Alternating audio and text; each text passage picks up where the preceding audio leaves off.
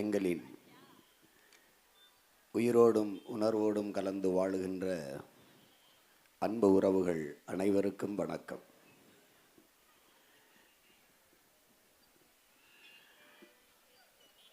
ஒரு நாட்டின் அடிப்படை என்பது கல்வி, மருத்துவம், குடிநீர், சாலை, போக்குவரத்து, மின் உற்பத்தி, விநியோகம், வேளாண்மை, இவைகள்தான் மிக முதன்மையான அடிப்படை. இதிலே ஒரு அரசு கவனம் செலுத்தி அதை சரியாக கட்டமைக்காமல் இதை எல்லாவற்றையும் தனியார் முதலாளிகளுக்கு லாபம், வெறும் இலவசங்களை மற்றும் கொடுத்து என் மக்களை தொடர்ந்து ஏமாற்றி வருவது ஒரு பெரும் துயரம். என் அன்பு சொந்தங்கள்,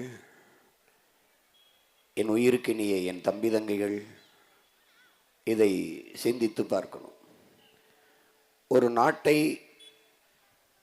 சரியாக வளர்த்து எடுக்க வேண்டும், ஒரு சிறந்த நாடாக மாற்ற வேண்டும் என்றால் முதலில் அந்த நாட்டு குடிகளுக்கு ஆகச் சிறந்த கல்வியை சரியாக, சமமாக, தரமாக கொடுக்க வேண்டும். கல்விதான் ஒரு சமூகத்தை ஒழுங்குபடுத்தும். அது காசு கொடுத்தால்தான் நல்ல கல்வி கிடைக்கும் என்ற நிலையை உருவாக்கிவிட்டு பிறகு மாணவர்கள் கடன் வாங்கி படிக்கிற நிலையை உருவாக்கிவிட்டு மாணவர்கள் கல்வி கடனை தள்ளுபடி செய்கிறோம் என்று தேர்தல் வரும்போது சொல்லுவது எவ்வளவு வேதனைக்குரியது என்பதை அறிவார்ந்த எனது சொந்தங்கள் சிந்தித்து பார்க்க வேண்டும். கல்வி என்பது மானுட உரிமை. அதை கொடுக்க வேண்டியது ஒரு அரசின் கடமை. அதை கொடுக்காமல் இருப்பது மாபெரும் கொடுமை. இங்கே உயிரை காக்கும் மருத்துவம் ஒவ்வொரு மனிதனுக்குமான அடிப்படையாக இருக்கிறது. அது வியாபாரமாகிவிட்டதால், மிக உயர்ந்த சந்தையாக மாறிவிட்டதால், ஏழை எளிய மக்களுக்கு தரமான மருத்துவம் என்பது பெரும் கனவாக இருக்கிறது. தனியார் மருத்துவமனையில் தான் தரமான மருத்துவம் கிடைக்கும் என்ற நிலை இருக்குமானால் 90 விழுக்காட்டு மக்களுக்கு எப்படி உயர்ந்த சிறந்த மருத்துவம் கிடைக்கும்? இப்போ உங்களுடைய பிள்ளைகள், எங்களுடைய கனவு மருத்துவமே தேவைப்படாத அளவிற்கு ஆரோக்கியமான சமூகத்தை, ஒரு நலமான சமூகத்தை வளர்த்து எடுக்க வேண்டும் என்பதுதான் எங்களுடைய கனவு. ஆனால் இது ஒரு நோயுற்ற சமூகமாக மாற்றி நிறுத்தப்பட்டிருக்கிறது. இப்போ எந்த நாட்டில் மருத்துவர்களுக்கு அதிக மதிப்பு இருக்கோ, மருத்துவ கல்விக்கு அதிக மதிப்பு இருக்கோ, அந்த நாடு நோயுற்ற சமூகம், நோயுற்ற நாடு என்றுதான் பொருள். எந்த நாட்டில் காவல்துறைக்கு, வழக்குரைஞர்களுக்கு, நீதிபதிகளுக்கு அதிக மதிப்பு இருக்கோ, அந்த நாடு குற்ற சமூகம் என்று பொருள். குற்றவாளிகள் நிறைந்த நாடு என்றுதான் பொருள். எந்த நாட்டில் ஆசிரிய பெருமக்களுக்கு அதிக மதிப்பு இருக்கோ, அந்த நாடு அறிவார்ந்த நாடாக வளர்ந்து வருகிறது என்று பொருள். எந்த நாட்டில் வேளாண்குடி மக்களுக்கு உயர்ந்த மதிப்பு இருக்கோ, எந்த நாட்டில் வேளாண்குடி மகன் வாழ்கிறான், வளர்கிறானோ, அந்த நாடு பசியற்ற நாடாக, பஞ்சமில்லாத நாடாக இருக்கிறது என்று பொருள். எந்த நாட்டில் நெசவாளர்கள் போற்றப்படுகிறார்களோ, அந்த நாடு நாகரிகமடைந்த நாடு, நாகரிகமடைந்த சமூகம் என்று பார்க்கப்படும். ஆனால் இந்த அடிப்படை தற்கொலை வந்து சாகிறான். நெசவாளர்கள் நெசவை செய்ய முடியாமல் நலிந்து போகிறார்கள். எந்த அடிப்படையும் செய்யவில்லை. அறிவை வளர்க்கும் கல்வியை, உயிரை காக்கும் மருத்துவத்தை தன் மக்களுக்கு கொடுக்க வேண்டும் என்கிற எண்ணம் இதுவரை இந்த ஆட்சியாளர்களுக்கு இல்லை. அவர்களுக்கு உடல்நிலை சரியில்லை என்றால் தனியார் மருத்துவமனையில் போய் மருத்துவம் பார்த்துக் கொள்கிறார்கள். அரசை நடத்துவர்களுக்கே அரசு மருத்துவமனையின் மீது நம்பிக்கை இல்லை என்றால் மக்களுக்கு எப்படி நம்பிக்கை வரும்? மக்களுக்கு என்ன தரத்தில் மருத்துவம் கிடைக்கும்? இதை ஒவ்வொரு என் அன்பு சொந்தங்களும் இது எண்ணி பார்க்க வேண்டும். நமக்கு மின்சாரம் இல்லாத எந்த இயக்கமும் இல்லை. அது ஒரு அடிப்படை தேவையாக இருக்கிறது, மிக முதன்மை. இத்தனை ஆண்டுகளில் நாம் தன்னிறைவு அடைந்து இருக்கோமா என்றால் இல்லை. பிற மாநிலங்களில் இருந்து தனியார் முதலாளிகளிடம் இருந்து வாங்கி நாம் மக்களுக்கு கொடுக்கிறோம். வாங்குவதில் முதலீடு செய்கிற நம்முடைய அரசுகள் உற்பத்தியில் முதலீடு செய்வது இல்லை. தொடர்ச்சியாக வாங்கி வாங்கி வாங்கி 20,000 கோடி 25,000 கோடி இப்படி வாங்கி வாங்கி மக்களுக்கு கொடுக்குது. அந்த வாங்குகிற காசை பர்ச்சேஸ், அதில் முதலீடு செய்கிற காசை ப்ரொடக்ஷனில் உற்பத்தியில் முதலீடு செய்வதில்லை. அப்போ உற்பத்தியில் முதலீடு செய்தால் ஒரு நிரந்தர தீவை இன்றில்லை நாளை இல்லை நாளை மறுநாள் எட்ட முடியும். ஆனால் இது தொடர்ந்து 60 ஆண்டுகளாக 2 கட்சிகளும் மாறி மாறி ஆண்டு மின் உற்பத்தியை வாங்கி வாங்கி வேற முதலாளிகள்கிட்ட வெளி மாநிலத்துக்கிட்டே இங்கே கொடுத்து கொடுத்து மக்களிடத்திலே அதிகப்படியான மின் கட்டணத்தை உயர்த்தி, அப்படி இருந்தும் மின்துறைக்கு 1.5 லட்சம் கோடி கடன் இருக்கிறது.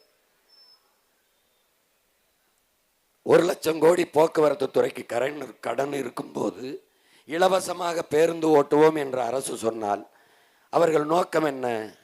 1 லட்சம் கோடி கடன் இருக்கிறது, ஆனால் ஆண்களுக்கு இலவசம், பெண்களுக்கு இலவசம், எங்கே வேணாலும் போகலாம், எங்கே வேணாலும் வரலாம் என்றால் அப்போ அந்த ஓட்டுநர், அந்த நடத்துனர், அவர்களுக்கு சம்பளம் யார் கொடுக்கிறது? பணத்தில் வாங்குவீர்கள். பேருந்து பழுதானால் எந்த பணத்தை வச்சு சீரமைப்பீர்கள்? இந்த கேள்விகளுக்கு யாரிடத்தில் பதில் இருக்கிறது? இங்கே இலவச பேருந்து யார் கேட்டது? தரமான பேருந்து தான் என் மக்கள் கேட்கிறார்கள். நல்ல கல்வியை கொடுத்து விட்டால் அதற்கேற்ப வேலையை கொடுத்து விட்டு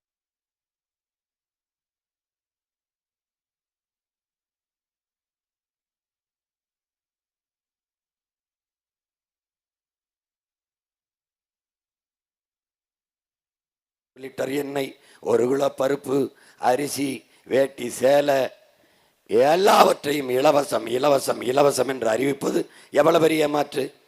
எனக்கு நீங்கள் டிவி கொடுக்கிறீர்கள், ஃப்ரிட்ஜ் கொடுக்கிறீர்கள், மிக்சி கொடுக்கிறீர்கள், கிரைண்டர் கொடுக்கிறீர்கள், இலவசம் என்று சொல்கிறீர்கள். நீங்கள் இதை வாங்கிய இடத்தில் இலவசமாக வாங்கினீர்களா, பணம் கொடுத்து வாங்கினீர்களா? அந்த பணத்தை எங்கிருந்து, கொடுத்த பணத்தை எங்கிருந்து எடுத்தீர்கள்? எங்கிருந்து எடுத்தீர்கள்? அது எங்களிடமிருந்தான் எடுத்தீர்கள். எப்படி? கணக்கில்லாத வரியை திணித்து எங்களிடமிருந்து அந்த வரியை எடுத்து திருப்பி எங்களுக்கு இலவசம் என்று கொடுத்து ஏமாற்றி தொடர்ச்சியாக ஆட்சிக்கு வருகிறீர்கள். இது எப்படி ஒரு வளர்ச்சியாகும்? இது எப்படி ஒரு நல்ல ஆட்சியாகும்?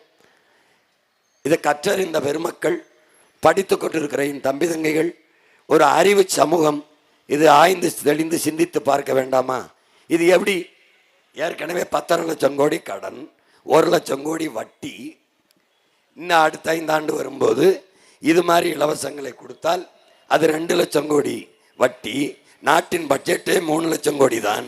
வட்டியே 2 லட்சம் 3 லட்சம் கோடி வந்தால் நாடு என்னவாகும் என்பதை அறிவார்ந்த எனது சொந்தங்கள் சிந்திச்சு பார்க்கணும். மிகப்பெரிய பொருளாதார வீழ்ச்சியை சந்திக்கும். ஒரு வீட்டை அடமானம் வைத்து கடன் பெற்றவன் விஷத்தை கொடுத்து செத்தது, தூக்களை குடும்பத்தோடு தொங்கி செத்ததை நாம் படிக்கிறோம். நீ எதை வைத்து கடன் வாங்குகிறாய்? நாட்டை அடமானம் வைத்து. நாட்டில் எது? மக்களின் நலம், மண்ணின் வளம். இது 2ஐயும் அடமானம் வைத்து நீ பல லட்சம் கோடி கடனை வாங்கி நிறைவேற்றிய ஒரே ஒரு நலத்திட்டம் என்ன? சிறந்த கல்வியை நான் என் நாட்டு பிள்ளைகளுக்கு கொடுத்து விட்டேன். ஆகச் சிறந்த கல்வியை உலகத்தரத்திற்கு. உலகத்திலே முதல் நாடாக ஃபின்லாந்து இருக்கு, 2வது நாடாக தென்கொரியா இருக்கு, 3வது நாடாக சிங்கப்பூர் இருக்கு. அதை தாண்டி கல்வியை என் மக்களுக்கு கொடுத்து விட்டேன் என்று இந்த அரசு சொல்லுமா? இல்லை. சிறந்த மருத்துவம், உயிர்காக்கும் மருத்துவம் ஒரு மகத்தான சேவை, என் மக்களுக்கு தேவை, அதை நான் கொடுத்து விட்டேன் என்று இந்த அரசு சொல்லுமா? இல்லை. பயணிக்க நல்ல பாதையை கொடுத்து விட்டேன், சிறந்த போக்குவரத்தை, தரமான போக்குவரத்தை கொடுத்து விட்டேன். தடையற்ற மின்சாரம் நானே உற்பத்தி செய்து என் மக்களுக்கு தடையற்ற மின்சாரத்தை கொடுக்கிறேன். அப்படி ஏதாவது சொல்ல முடியுமா? பசியற்ற என் நாட்டை உருவாக்கி விட்டேன். எத்தனை லட்சம் குழந்தைகள் பசியோடு உறங்கச் செல்கிறார்கள் என்று உங்களுக்கு தெரியுமா? வீடற்றவர்கள் என்று எவருமில்லை என்று இவர்களால் சொல்ல முடியுமா? ஒவ்வொரு முறையும் ஆட்சிக்கு வரும்போது அம்மா வீட்டு திட்டம், ஐயா வீட்டு திட்டம் என்று அறிவிக்கிறார்கள் என்றால், ஒவ்வொரு ஆண்டும் ஒவ்வொரு முறையும் ஆட்சிக்கு வரும்போது, தேர்தல் வரும்போது, தேர்தல் அறிவிப்பிலே வீடற்றவர்களுக்கு வீடு, வீடற்றவர்களுக்கு வீடு என்றால் எத்தனை வருஷமாக கட்டி கொண்டிருப்பீர்கள்? அப்போ ஒரு அடிப்படையை கூட நிறைவேற்றவில்லை. ஒரு தவிச்ச வாய்க்கு தன் நாட்டு மக்களுக்கு தண்ணீரை கொடுக்க முடியாத அரசு, அரசாது தரிசா என்பதை அறிவு சமூகம் சிந்திச்சு பார்க்கணும். தண்ணீரை கூட நம் தனியார் முதலாளிகளிடமிருந்து தான் வாங்கி குடிக்க முடியும். ஒரு தண்ணீரை தர முடியவில்லை. எல்லாவற்றையும் இலவசம் தருகிற இந்த அரசு மிக்சி, கிரைண்டர், 10,000 ரூபா பணம், 5,000 ரூபா பணம், ஃப்ரிட்ஜு, டிவி எல்லாவற்றையும் இலவசமாக கொடுக்கிற இந்த அரசு ஏன் தண்ணீரை தர முடியவில்லை என்ற கேள்வியை என் அன்பு சொந்தங்கள் எழுப்பி பார்க்க வேண்டும். ஒரு அடிப்படை கட்டமைப்பை கூட நிறைவேற்றாது 60 ஆண்டுகளாக மாறி மாறி இந்த ஆட்சியை இந்த 2 பெரும் திராவிட கட்சிகள் செஞ்சு கொண்டிருக்கிறார்கள். அப்போ இந்த நிலையை தகர்த்து மாற்ற வேண்டும் என்று நினைக்கிறோம். ஒரு மறு கட்டமைப்பை கட்ட வேண்டும் என்று உங்கள் பிள்ளைகள் நினைக்கிறோம். அதுதான் உண்மையான மாற்றாக இருக்க முடியும் என்கிறோம். இந்த இலவசம் என்பது ஒரு கவர்ச்சி சொல், வீழ்ச்சி சொல், வளர்ச்சி அல்ல. ஆறுதலால் காயங்கள் ஆறாது, அழுவதனால் எதையும் அடைந்துவிட முடியாது, தூறல்களால் பயிர்கள் விளையாது என்று என் தேசத்தை நாசமாக்கிய ஒரே சொல் இலவசம்தான் என்று மதிப்பிற்குரிய தவத்திரு குன்றக்குடியில் அடிகளார் அவர்கள் சொல்லுகிறார்கள். இலவசம் எப்படி வளர்ச்சியாகும்? எப்படி வளர்ச்சியாகும்? ஒவ்வொன்றுக்கும் கையேந்தி நிற்கிற என் மக்களை ஒரு தன்மான இழப்பை தனி நாட்டு மக்களுக்கு கொடுப்பது எப்படி சரியான ஆட்சியாகும்? அப்போ இலவசம் பெற வேண்டிய ஏழ்மை வறுமை நிலையில் இல்லாது மக்களின் வாழ்க்கை தரத்தை உயர்த்துவதுதான் நல்ல ஆட்சி.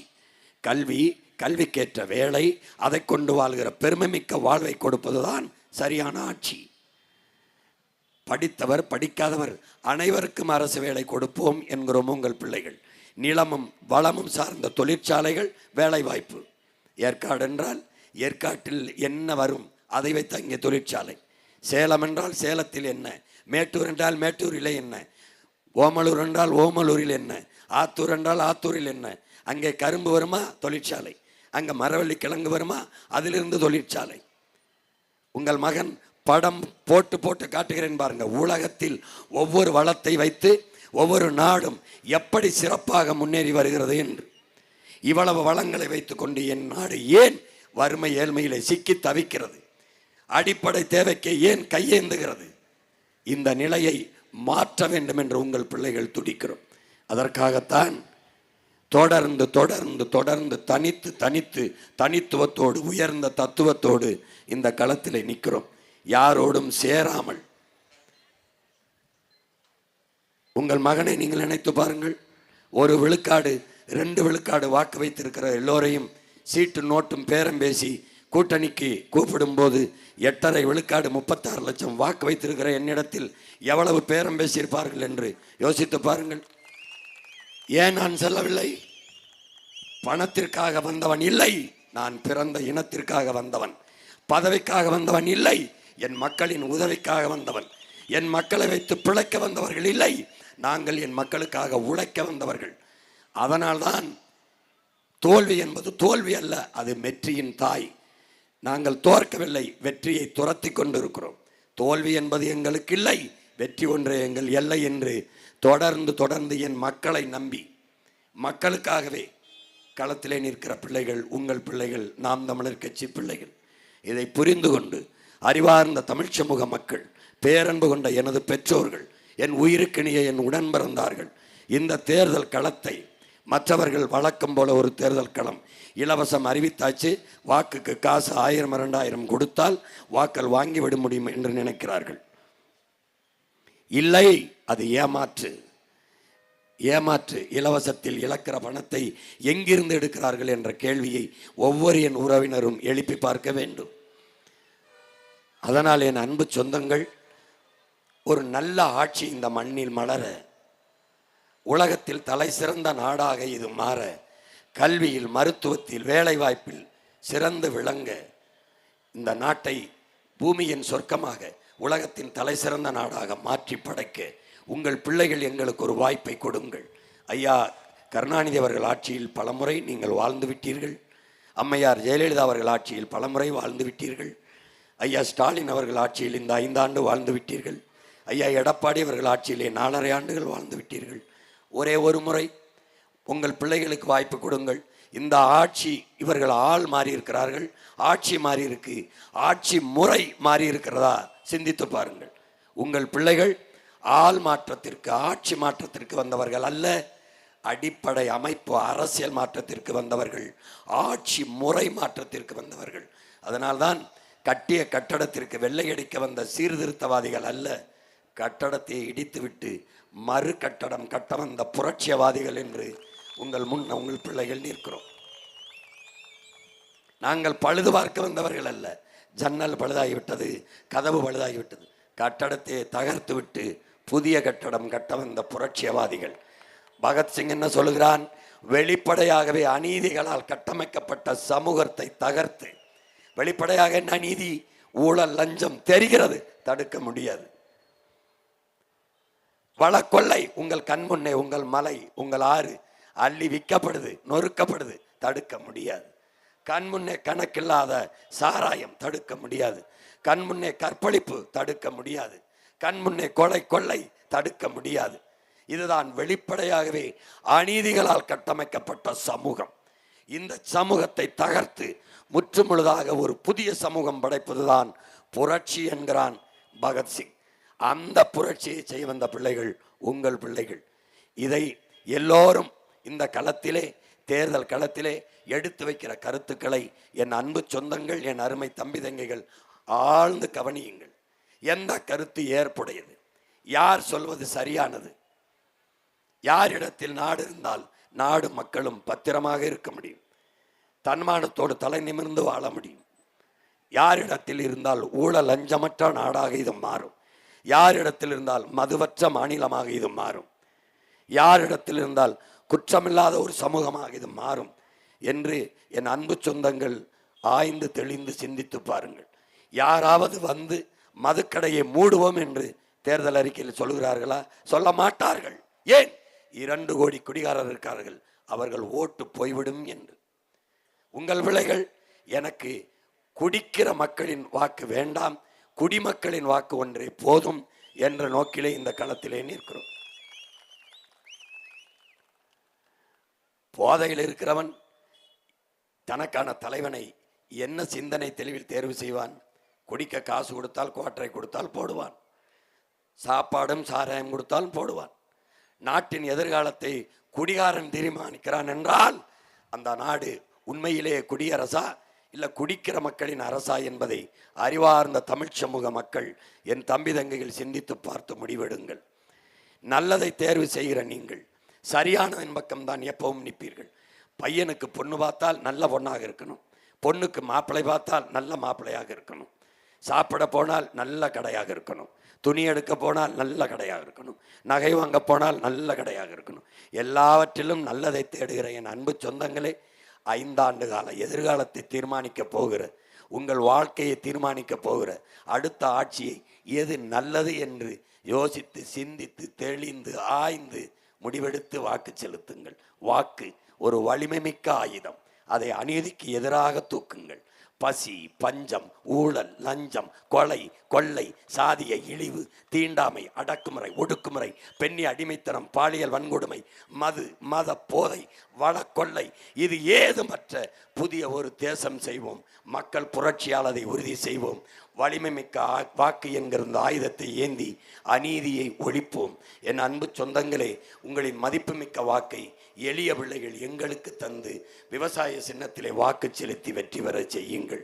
இந்த களத்திலே ஏற்காடு தொகுதியிலே நிற்கிற என்னரும் தம்பி என் உயிர் இளவல் பழனிசாமி அவர்களை இளங்கலை வணிகம் படித்த என் தம்பிக்கு வாக்கு செலுத்தி வெற்றி பெறச் செய்யுங்கள்.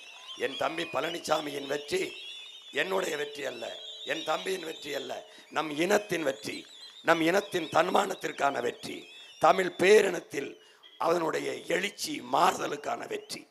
நீங்கள் அதிமுக வெல்வது, திமுக வெல்வது ஒரு வழக்கமான நிகழ்வு. ஏற்கனவே வென்றிருக்கிறார்கள், அது ஒரு சாதாரண நிகழ்வு, சம்பவம். ஆனால் உங்கள் பிள்ளைகள் வெற்றி பெறுவது சரித்திரத்தில் மாபெரும் புரட்சி. வாக்குக்கு ₹1 காசு கொடுக்காமல், வாரிசாக இல்லாமல், அவர் மகன் இவர் மகன் என்று இல்லாமல், 30 கோடி 40 கோடி முதலீடு இல்லாமல் மக்களுக்கு தன்னலமற்று சேவை செய்ய வேண்டும் என்ற மனத்தோடு இந்த களத்தில் நின்று எளிய பிள்ளைகள், அன்றாடங்காட்சி தினக்கூலிகள், உழைக்கும் மக்களின் வாரிசுகள் நின்றார்கள், வென்றார்கள் என்ற வரலாற்று பதிவை நீங்கள் இந்த நிலத்திலே உருவாக்குங்கள். என் அன்பு சொந்தங்களே, புரட்சி எப்போதும் வெல்லும். உங்கள் பிள்ளைகள் எங்களின் வெற்றி அதை சொல்லும். எங்கள் இலக்கு ஒன்றுதான், நம் இனத்தின் விடுதலை. இனம் ஒன்றாவோம், இலக்கை வென்றாவோம். தமிழ் தாய் வாழ்க, தலைவர் பிரபாகரன் வாழ்க, நாம் தமிழர்.